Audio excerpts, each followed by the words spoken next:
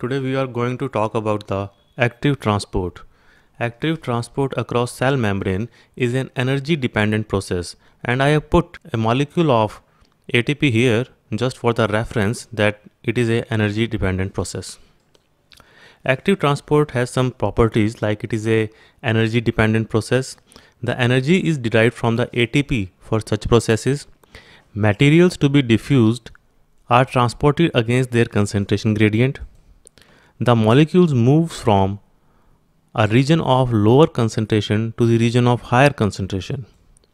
Active transport generally consists of binding of an ATP molecule or more at a specific site of the transporter protein and thereby changing the conformation so that it can receive a substrate on the other side of the membrane. So there is a binding on of an ATP molecule at specific site of the transporter protein, changing its conformation so that it can receive the substrate. So basically क्या होता है कि एक transporter protein है membrane के along जिसके साथ ATP molecule जुड़ता है और उसकी कॉन्फर्मेशन चेंज हो जाती है ताकि वो बाहर मॉलिक्यूल्स से जुड़ सके जिनको उसने अंदर ट्रांसपोर्ट करना है. There are two types of active transport. One is known as the primary active transport. Transport protein takes energy from breakdown of ATP molecule or some other high energy phosphate compound for the transport. And the secondary active transport uses this gradient which is created by the primary active transport. So the gradient stores some energy and the secondary active transport uses the energy of this gradient to transport the materials across the membrane.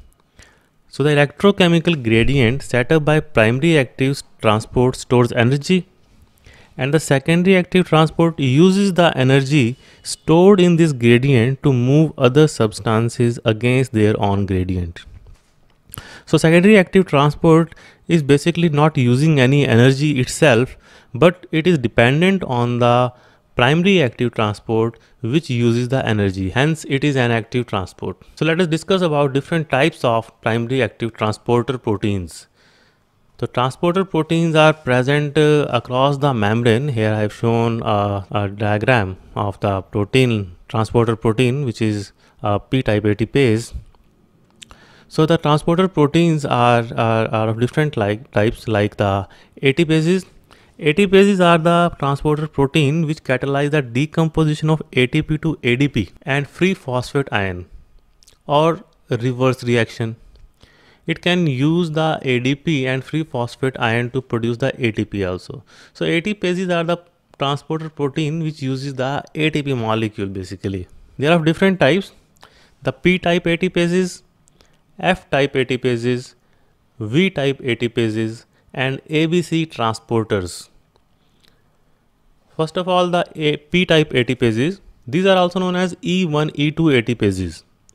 These transporters can be phosphorylated by the ATP for the transport of cation and lipids.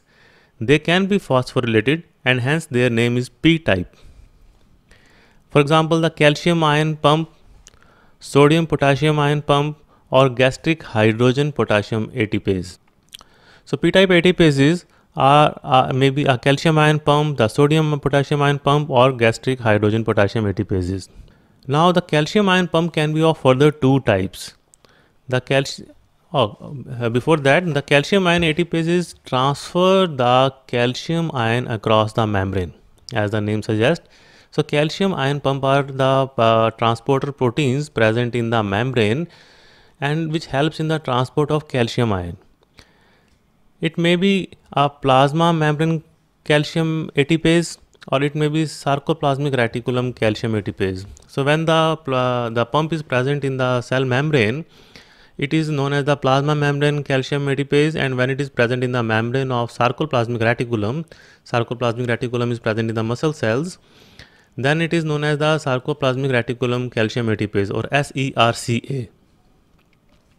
Plasma membrane calcium ATPase, known as the PMCA, helps in the transport of calcium ions out of the cell. So it helps to remove the calcium ions from the cell by exporting the calcium ions.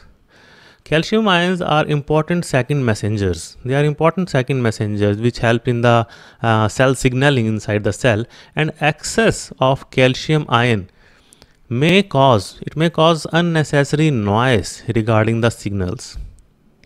So they have to be transported out for the effective communication inside the cell, and the plasma membrane calcium ATPase helps in such situation by exporting out the calcium ions. Sarcoplasmic reticulum calcium ion ATPase, SERCA, it is present in the membrane of sarcoplasmic reticulum. So suppose this is a cell having a sarcoplasmic reticulum and it is present here, and it helps in the transport of calcium ion from cytoplasm inside the lumen of sarcoplasmic reticulum. It pumps the calcium ion from cytoplasm into its lumen. It releases the calcium ion when muscle contraction is required.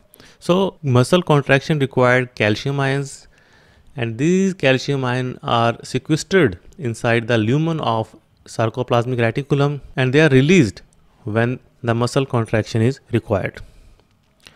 Second is very important sodium potassium pump or sodium potassium ATPase. So sodium potassium ATPase is present inside the membrane, and it helps in the maintaining of low sodium ion inside and high potassium ion outside. So when the sodium potassium ion pump works, it maintains more sodium ions outside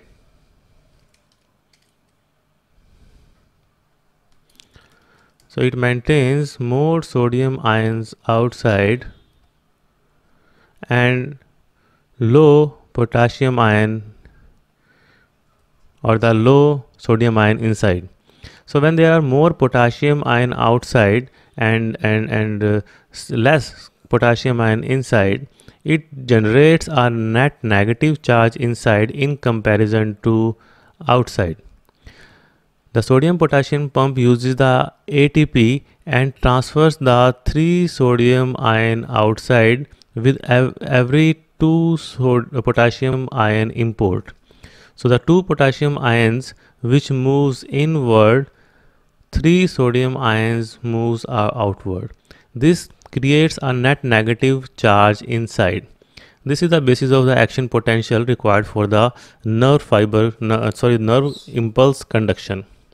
So the sodium potassium ATPase is responsible for maintaining low sodium ion and high potassium ion concentration in the cytoplasm.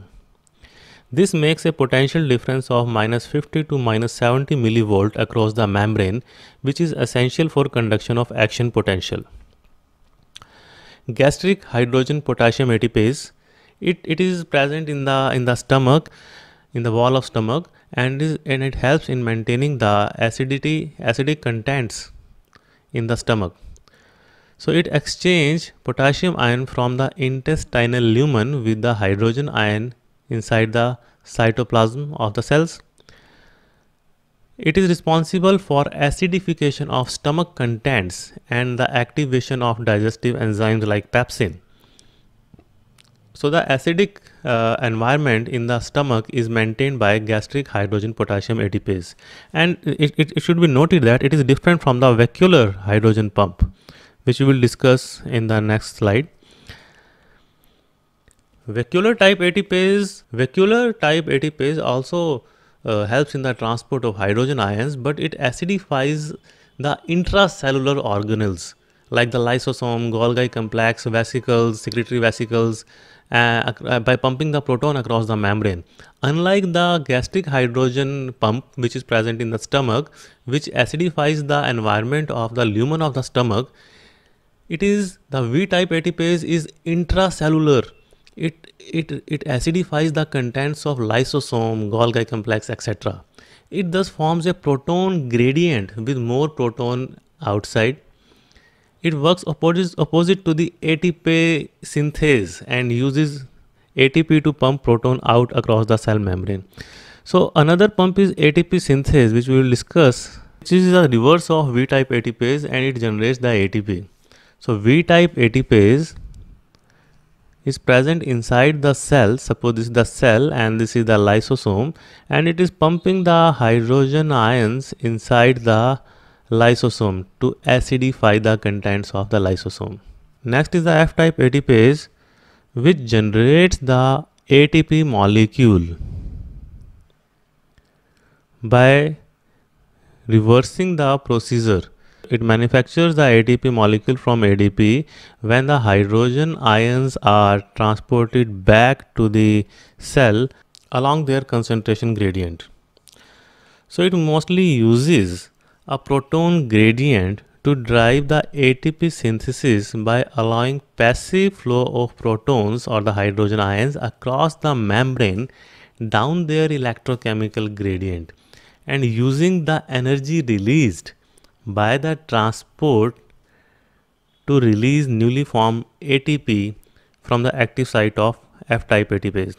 So suppose there are more of the hydrogen ion outside here than the inside. So when the hydrogen ion moves from outside to inside along their concentration gradient, the energy so released is used by the F-type ATPase to generate the ATP molecules. But it sometimes works as other ATPases to export hydrogen ions, and for this it uses the energy. It happens in certain bacteria. It is found in the bacterial plasma membrane, mitochondrial inner membrane, and in chloroplast thylakoid membranes. ATP synthase is required for ATP production in mitochondria during oxidative phosphorylation and in chloroplast during photophosphorylation. The proton gradient needed for ATP synthesis is produced by another proton pump like V-type ATPases. The F-type ATPase, F stands for the factors, and it has two parts, FO and F1 particle. FO, O stands for oligomycin, a drug which inhibits its activity, and peripheral protein F1, first factor isolated from the mitochondria. Just for the reference. Next is the ABC transporters or ATP binding cassette transporters. ABC transporters are one of the largest and oldest transporters present in all the phyla from prokaryotes to mammals and in humans too. So it is a highly conserved transporter protein. ABC transporter uses ATP to transport various substances across cellular membrane. They may be of three different types. One are the importers, which import the materials. They basically import the nutrients like the ions, amino acids, the peptides, the sugars, and other molecules that are mostly hydrophilic. Second are the exporters, and they function to export toxins and drugs out of the cell. And when they are exporting drugs out of the cell, it has certain implications, like the ABC transporters confer antibiotic resistance to pathogenic microbes. So if the pathogenic microbe is exporting all the drugs administered to it for killing, they will be safe, and this causes the antibiotic resistance. Similarly, the multi-drug resistant protein, the multi-drug transporter inside the human cell, is responsible for resistance to some generally effective anti-tumor drug. The exporter protein, MDRI, exports the drug out of the cell, and the drug is not usable. Third group of ABC transports are involved in the translation and DNA repair processes. So far we have done with the ATPase transporters. ATP transporters are of different types, like the P-type ATPase. The P-type ATPase may be a calcium ion pump, which may be a plasma membrane or sarcoplasmic reticulum membrane. It may be present in anywhere. Second is the sodium potassium pump, which is responsible for action potential. Third is the gastric hydrogen potassium ATPase, which is responsible for acidic contents in the stomach. Other is the V-type ATPase, which produce the proton gradient and is helpful in the acidification of intracellular organisms like lysosomes. F-type ATPase, it helps in the ATP synthesis. ABC transporters, they may be the importers or exporters, and they import nutrients and export generally the drugs and the toxins. The molecules which are transported through the secondary active transport doesn't require any energy themselves, but depends upon the gradient made by the primary transport, which is an energy dependent process. So secondary active transport itself is not an energy dependent process, but it depends upon the primary active transport, which is an energy dependent process. So you can see in this diagram that there are the numerous sodium ions outside. There are sodium ions and the amino acid inside, and this is the transporter protein. So when the sodium ion moves inside the cell along their concentration gradient, this transporter molecule exports the amino acid outside. So the sodium ion basically are exported out in the first step through primary transport using the energy, whereas they come back along their concentration gradient, and along with this the sodium the amino acids are exported out without using any energy. So it is basically a co-transport. So entropic energy yielded by the flow of ions from higher to lower concentration. In case of the diagram, when the sodium ions which are in higher concentration outside, they start moving towards the inside. So the entropic energy yielded by the flow of these ions, the transport of the other solute from low concentration to the region of higher concentration takes place. And this is known as the co-transport. So co-transport is when a transport is associated with another transport. It may be symport when the two are moving in the same direction, and it may be antiport when the two molecules are moving in the opposite direction. So this is the simple diagram in which the uniporter is showing. We have shown a uniporter when only a single molecule is moving out from outside to inside. Symporter, this is symporter, this is this symporter when along with the A another molecule B is moving, and the antiporter when A is moving inside and B is moving outside. So let's take these one by one. The antiporter, the two species of ions or other solute are pumped in opposite direction across a membrane. For example, the sodium calcium exchanger, also known as the NCX in the cardiac muscles, and as we have studied in the passive transport chloride bicarbonate antiporters. In the cardiac muscles, for every 3 sodium ions which are pumped in, 2 calcium ions are pumped out. So the sodium ions were initially pumped out through an active transport, and when they came back along their concentration gradient, 2 calcium ions are pumped out. And the chloride bicarbonate antiporter works in the RBC and the plasma, where they are exported and imported for the transport of carbon dioxide. Symport, when 2 species of ions or other solutes are pumped in the same direction across a membrane. For example, sodium glucose linked transporter SGLT1 in small intestine, kidney, heart and brain. So basically when the food reaches our intestine, it has a lot of glucose, and the sodium ions which are present in the intestinal lumen are imported, or they move back along their concentration gradient inside the cells of the intestine. And when the sodium ion moves, glucose molecule move along with the sodium ion. So in the absence of sodium ion in our intestine, it will be difficult for us to absorb the glucose. So basically this is the intestinal lumen, and these are the glucose molecules, these are the sodium ions. Sodium ions when move inside along with glucose molecule also moves inside. These glucose molecule are absorbed by the RBC here, and the sodium ions are pumped out by the sodium potassium ATPase. So the sodium glucose importer take up glucose from food in the intestine. So the importer is taking glucose from the intestine. These are transported out to the RBC through facilitated diffusion mediated by GLUT2 protein and picked up by GLUT1 of the RBC. So in case of say diabetes, if we block these transporters, the glucose may not be absorbed and the diabetic patient may be relieved. It has different processes like the endocytosis and the exocytosis. In endocytosis, the material to be internalized is surrounded by an area of cell membrane. So instead of using the transporter, if we want to import large size or large number of molecules together, then what happens? Suppose this is the plasma membrane. This plasma membrane is pinched off.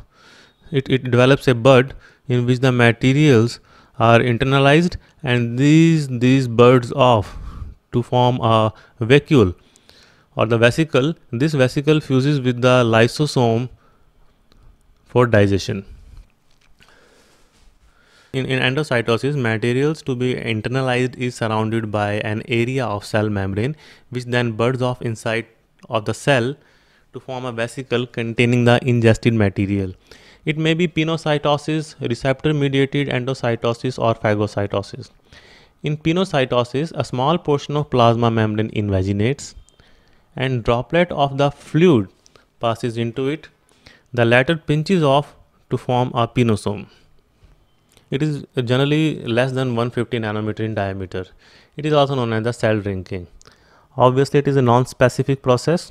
For specificity, we need receptor-mediated endocytosis. Receptor-mediated endocytosis means the pit which is being made in the plasma membrane has certain receptors for specific materials to be transported.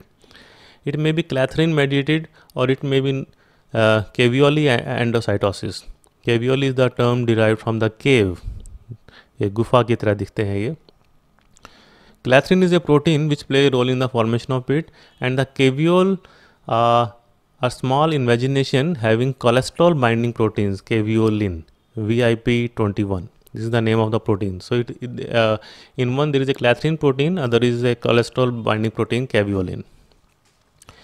Clathrin coated pits are responsible for transport of macromolecules such as lipoprotein, growth factors, hormones, and in some cases viruses and antibodies.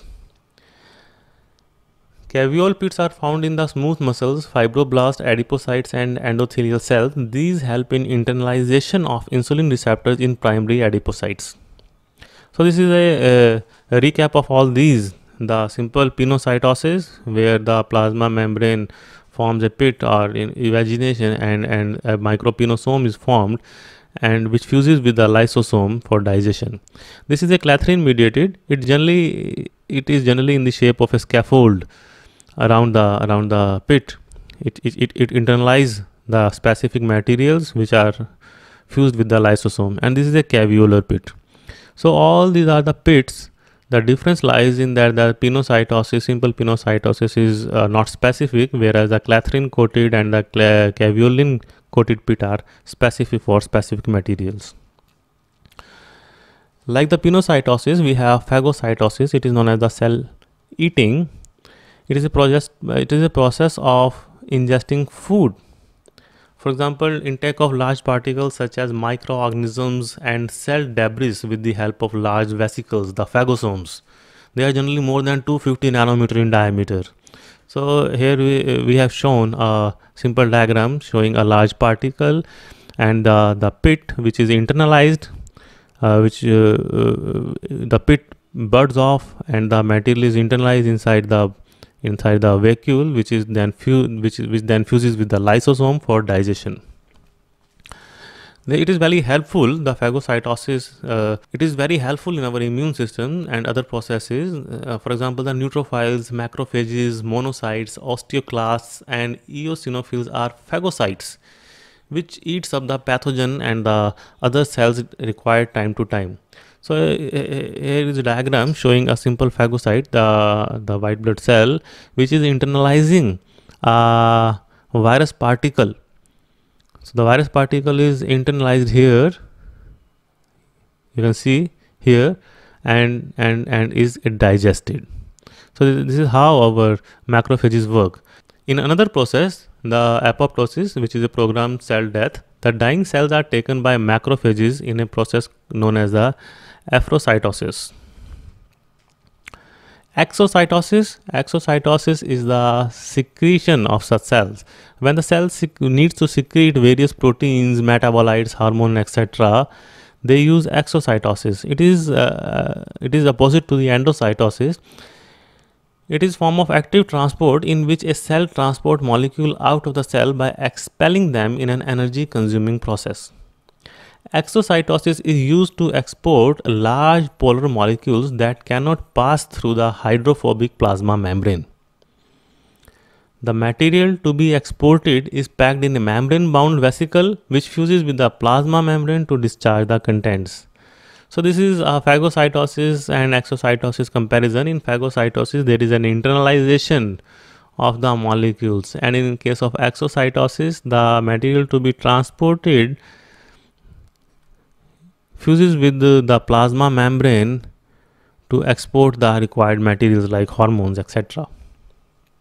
So exocytosis may be calcium dependent, calcium triggered, or calcium independent, non-calcium triggered. So there are two types of exocytosis. One is the calcium triggered non-constitutive exocytosis, and other is the non-calcium triggered constitutive exocytosis. In calcium triggered, which generally happens in our synapse during the nerve impulse conduction. So calcium triggered exocytosis requires an external signal, a specific sorting signal on the vesicle, a clathrine coat, as well as an increase in intracellular calcium. It is regulated exocytosis and occurs in neuron chemical synapse, and it obviously helps in the neuronal signaling. Non-calcium triggered constitutive exocytosis occurs in the cell to release newly synthesized products like the hormones, proteins, etc., or the components of matrix after the fusion of the transport vesicle. So it is basically a transport of materials, the newly constructed materials out of the cell. So this is how the cell transports most of the material inside and outside the cell by either using the primary active transport, which uses the energy, or the secondary active transport, which depends upon the primary active transport. And when it needs the larger quantity of material, it uses the endocytosis or the exocytosis. So you might have noticed one thing, that the hydrophobic materials are easy to pass through the plasma membrane, and all these most of the processes are required for hydrophilic materials because the lipid bilayer is hydrophobic. Thank you, and you can contact me for your queries at vivekgoyal22@gmail.com. Thank you.